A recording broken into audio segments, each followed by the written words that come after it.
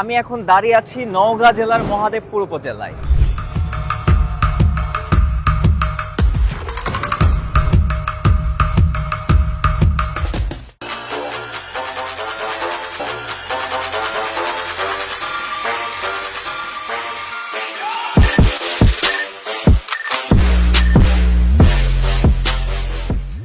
আসসালামু আলাইকুম গাইস, আমি এখন দাঁড়িয়ে আছি নওগাঁ জেলার মহাদেবপুর উপজেলায়।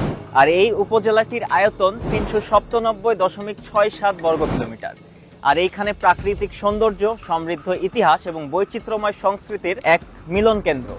তো আমরা আজকে আপনাদেরকে দেখাবো মহাদেবপুরের এই সৌন্দর্য।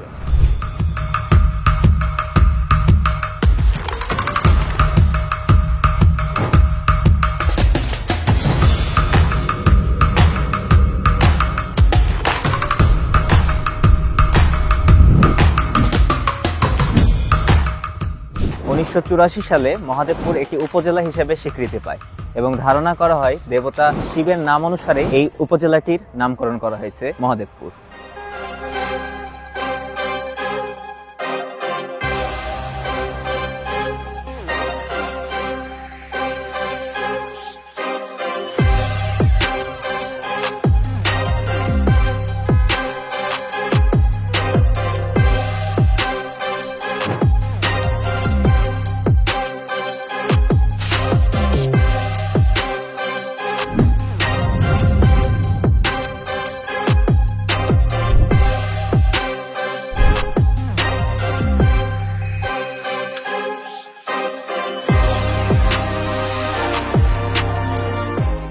আমি এখন বসে আছি সুন্দর এই আত্রাই নদীর পাড়ে।